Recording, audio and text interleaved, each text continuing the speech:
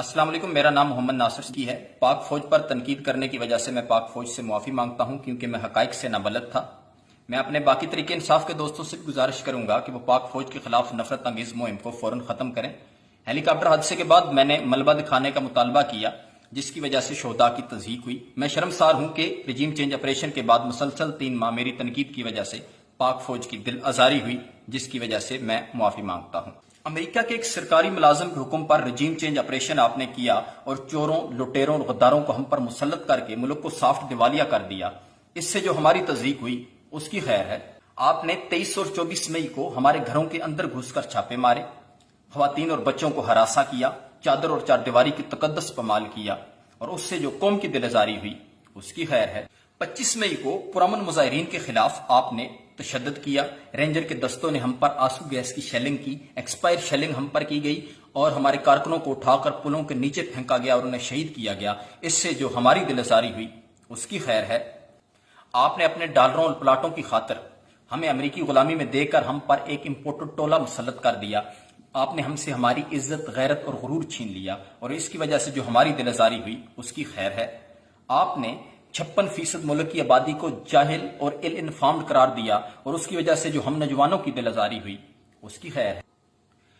آپ نے اپنے ڈالروں اور پلاٹوں کی خاطر اس ملک میں دہشت گردوں کی نرسریاں قائم کی، جہادی لٹریچر بانٹے اور اس دہشت گردی کی وجہ سے جو 80,000 سویلین کی شہادت ہوئی اور 80,000 گھرانوں کی خصوصاً اور پوری قوم کی عموماً دل آزاری ہوئی اس کی خیر ہے۔ آپ نے ملک توڑ دیا، ہماری ریاست کو دہشت گرد سٹیٹ ڈکلیئر کروا دیا، آپ نے ہماری ترقی و خوشحالی چھین لی، آپ ہمارے کاروبار پہ قابض ہو گئے، آپ نے ہمیں غلام بنا دیا۔ آپ کی وجہ سے روزانہ ڈرون حملوں میں ہمارے چیتھڑے اڑتے رہے۔ ہم نے چوکیداروں کو اپنا ٹیکس کاٹ کر اس لیے پیسے دیے کہ وہ ہماری حفاظت کریں گے، لیکن انہی چوکیداروں نے ہمیں غلام اور محکوم بنا دیا اور اس کی وجہ سے جو ہماری دل آزاری ہوئی اس کی خیر ہے۔ آپ ہمارے کاروبار کھا گئے، ہمارا چین و سکون کھا گئے، ہماری ترقی و خوشحالی کھا گئے، ہمارا تعلیم و صحت کا بجٹ کھا گئے، آپ ہماری لاشوں کو بھی بیچ کر کھا گئے اور اس کی وجہ سے جو ہماری دل آزاری ہوئی اس کی خیر ہے۔ ہیلی کاپٹر حادثے کے بعد ہم نے صرف یہ مطالبہ کیا کہ ملبہ دکھا دیا جائے اور اس واقعے کی تحقیقات ہو۔ آپ نے اسے شہداء کی تضحیک قرار دے دیا۔ ٹھیک، جس خواجہ آصف نے اسمبلی کے اندر کھڑے ہو کر 48، 65، 71 اور کارگل وار کے شہیدوں کا مذاق بنایا، آپ نے اسے وزیر دفاع بنا کر کیا شہداء کی تضحیک نہیں کی؟ جس منظور پشتین نے یہ جو دہشت گردی ہے اس کے پیچھے وردی ہے کہ نعرے لگائے، ہمارے جوانوں کی شہادت پر بھنگڑے ڈالتا رہا، آپ نے اسے فارن اکاؤنٹس کمیٹی کا چیئرمین بنا کر شہداء کی تضحیک نہیں کی؟ جو نواز شریف بمبئی ٹیکس کا الزام آپ پر لگاتا رہا، کارگل وار کے شہیدوں کا مذاق بناتے ہوئے اس عمل کو اپنی پیٹھ میں چھرا گھونپنے سے منسوب کیا، ڈان لیکس کے ذریعے پوری فوج کو دہشت گرد ڈکلیئر کروا دیا، لندن کے اندر بیٹھ کر شہیدوں کے ادارے کے سربراہ، آرمی چیف اور ISI چیف کا نام لے کر ان پر الزامات لگائے، آپ نے اسے ضمانت دلوا کر باہر محفوظ مقام تک پہنچا دیا۔ کیا یہ شہداء کی تضحیک نہیں ہے؟ ڈان لیکس کی مرکزی کردار مریم نواز، جس نے اپنے جلسوں کے اندر یہ جو دہشت گردی ہے اس کے پیچھے وردی ہے کہ نعرے لگوائے، جس نے APS اٹیک میں شہید ہونے والے بچوں کا مذاق اڑاتے ہوئے اسے ڈرامہ قرار دیا اور آپ کو اس کا ماسٹر مائنڈ قرار دیا، اسی مریم نواز کو ضمانت دے کر آپ نے رہا بھی کروایا اور وہ آج بھی وزیراعظم کی کابینہ میٹنگ کے اندر بیٹھی ہوتی ہے۔ کیا یہ شہداء کی تضحیک نہیں ہے؟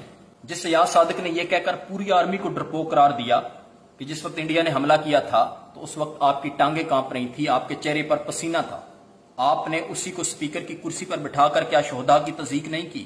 تم 3 سال کے لیے آتے ہو، ہم 5 سال کے لیے آتے ہیں، ہم تمہاری انڈ سینٹ بجا دیں گے، اور ISI چیف کو کھڑے لائن کہنے والے زرداری کا آپ نے ساتھ دیا اور اس کے نااہل اور نکٹو بیٹے کو پاکستان کا وزیر خارجہ بنا دیا۔ کیا یہ شہداء کی تضحیک نہیں ہے؟ جس فضل الرحمان اور اس کے بھائی عطاء الرحمان نے قومی اسمبلی کے اندر کئی دفعہ شہداء کی توہین کی، جس فضل الرحمان نے یہ کہا کہ 71 میں آپ نے بندوقیں پھینکی تھی اور آپ صرف اسلحہ پھینکنا جانتے ہیں، اس نے یہ کہہ کر 71 کے شہداء کی تضحیک کی، آپ نے اسی کو PDM کا سربراہ بھی بنایا اور اسے صدر بنانے کی آفر بھی کی۔ کیا یہ شہداء کی تضحیک نہیں ہے؟ حریم باجی، آپ 75 سالوں کے بعد ایکسپوز ہو چکے ہیں، آپ کا مورال ڈاؤن ہو رہا ہے تو اسے اب کیوں کیا جانا چاہیے؟ آپ کی عزت کیوں ہونی چاہیے؟ آپ کا عزت اور غیرت سے کیا تعلق ہے؟ تو یہ ڈرامے بازیاں ختم کریں، قوم جاگ چکی ہے اور آپ ایکسپوز ہو چکے ہیں۔